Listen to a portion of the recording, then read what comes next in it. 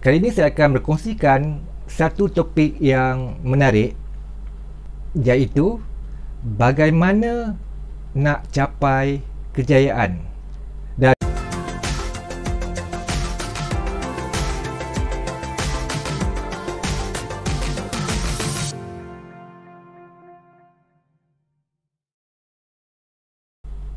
hello semua, salam ceria dan salam ukhuwah. Kali ini saya akan berkongsikan satu topik yang menarik, iaitu bagaimana nak capai kejayaan. Dan bagi mereka yang pertama kali melihat video ini, jangan lupa untuk klik butang subscribe bagi mendapatkan informasi-informasi video yang terkini berkaitan dengan pembangunan diri, pengurusan sumber manusia, latihan dan juga berkaitan dengan penulisan. Saya Arwan bin Aziz, merupakan seorang trainer ataupun speaker dan juga seorang penulis, dan tajuk kali ini memang sungguh menarik, iaitu bagaimana nak capai kejayaan. Dan sebelum kita pergi lebih jauh berkaitan dengan tajuk tersebut, saya ingin berkongsikan satu kisah, iaitu berkaitan dengan seekor katak.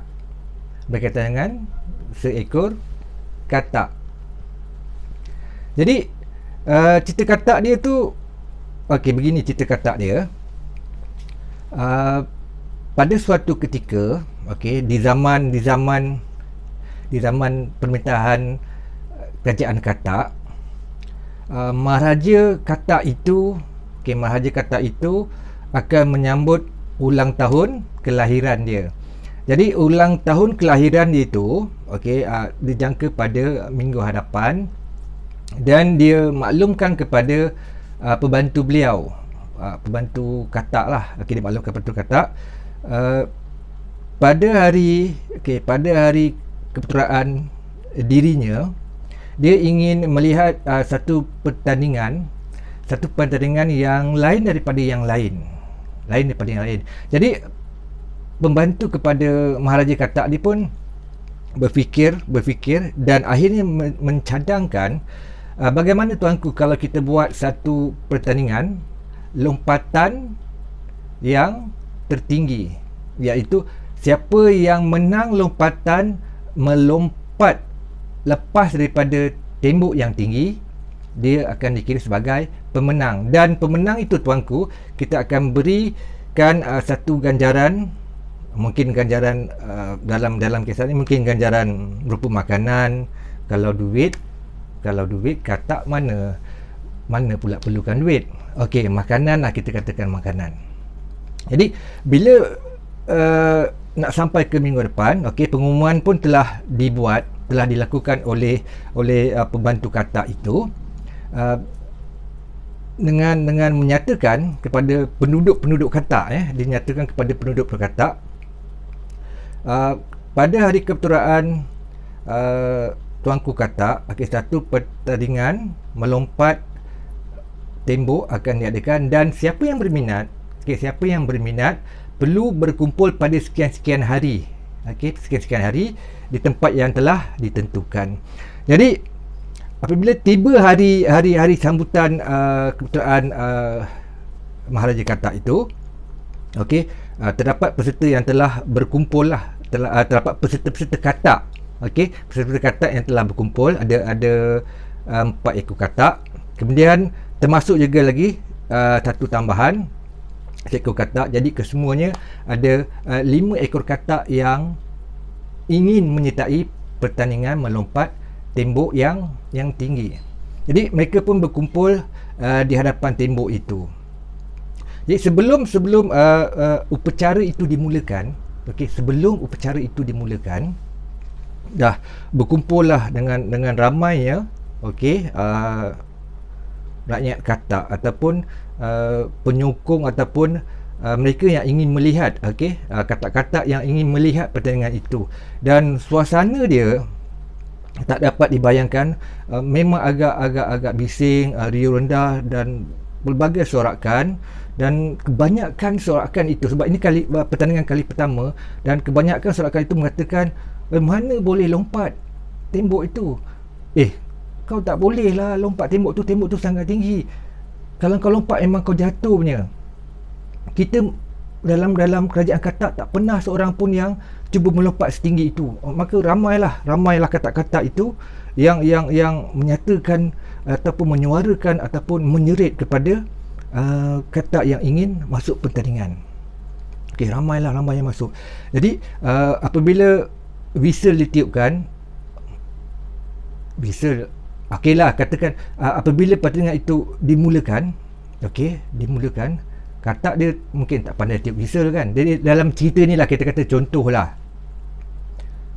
Katak pertama pun melompat. Dia melompat tak lepas juga. Dia melompat tak lepas. Kemudian Katak pertama betul diberi lagi dua pilihan. Dia lompat kali kedua pun tak lepas. Dia lompat kali tiga pun tak lepas. Kemudian diikuti dengan Katak yang kedua pun sama juga. Lompatan ni mungkin lebih tinggi, tapi dia pun tak lepas juga tembok yang perlu dilepasinya itu. Dia cuba lagi pun gagal. Katak seterusnya pun begitu, dan Katak yang terakhir ini, dia tengok dinding itu, dia terus lompat, dan dengan hanya sekali lompatan saja, satu kali saja, dia lompat, akhirnya dia melepasi tembok yang telah ditetapkan itu, tembok yang tinggi itu. Jadi telah semua yang hadir tu, semua yang hadir, kata-kata itu semua bersorak gembira. Mereka tidak menyangka bahawa ada pemenang untuk pertandingan lompatan yang tertinggi, melepasi tembok. Dan kata yang terakhir itu dinobatkan sebagai juara untuk pertandingan melompat tembok yang tinggi. Jadi semua datang menghadap Maharaja. Kemudian biasalah disampaikan award, disampaikan hadiah kepada pemenang yang berjaya melompat tinggi. Dan selepas itu datanglah media-media ataupun wartawan Katak. Datanglah wartawan Katak dari pelbagai agensi, dari pelbagai syarikat. Ada yang syarikat official, kemudian ada yang daripada media sosial punya wartawan, ada juga daripada mungkin YouTube punya wartawan, dan ada juga makcik-makcik bawang ni juga. Mereka bertanyakan soalan kepada Katak yang juara itu. Wahai Katak yang juara, bagaimanakah kamu berjaya melepasi lompatan itu dan berjaya menjadi juara untuk pertandingan itu? Lalu jawab Katak yang juara itu, apa jawapan dia? Nak tunggu video akan datang atau nak sambung sekarang? Okey. Kita sambung sekarang, gurau. Kita sambung sekarang. Lalu jawapan yang diberikan, Katak yang juara itu dia hanya diam saja. Tak berkata apa-apa. Dia diam saja. Datang lagi wartawan yang lain cuba mengajukan soalan. Bagaimanakah Encik boleh menang pertandingan ini, sebab kita tak pernah buat pertandingan ini. Bagaimana Encik membuat latihan pertandingan ini? Apa jawapannya? Dia masih terdiam lagi. Dia diam saja. Kemudian datang sahabat kepada Katak juara itu. Sahabat itu pun menyatakan, wahai para wartawan, saya nak maklumkan bahawa Katak juara ini memang seorang sahabat baik saya, dan untuk makluman semua, kawan saya ataupun sahabat saya ini sebenarnya dia seorang yang pekak. Dia seorang yang pekak. Jadi dia tak boleh dengar apa-apa. Dan bagaimana dia terlibat dengan pertandingan itu, saya pun tak pasti, tapi saya lihat tadi dia tidak mengetahui, tidak mendengar apa-apa. Tiba-tiba dia datang ke situ. Mereka dah grupkan, mereka dah kelompokkan beliau untuk menyertai pertandingan lompat itu. Jadi dia melihat pertama lompat, kedua lompat, dan dia pun terus melompat juga. Jadi itulah kisah seekor Katak. Jadi bagaimana kita nak relatekan, kita nak kaitkan cerita Katak tadi, perumpamaan cerita Katak pun analogi cerita Katak itu dengan bagaimana cara kita nak capai kejayaan. kesimpulan dia, kesimpulan dia apabila kita pelajari, kita abaikan perkataan-perkataan negatif, cakap-cakap negatif di sekeliling kita dengan menyatakan kau tak boleh buat ni lah, memang benda ni tak pernah orang sukses pun, kau jangan cuba nak buat macam ni, bahaya, kau memang tak ada skill lah nak buat begitu. Kita abaikan. Maksudnya jika kita ada sesuatu impian, jika kita ada sesuatu cita-cita dan kita ingin capai, kita ingin dapatkan perkara tersebut, abaikan sekeliling kita yang penuh dengan negatif, suara-suara yang negatif.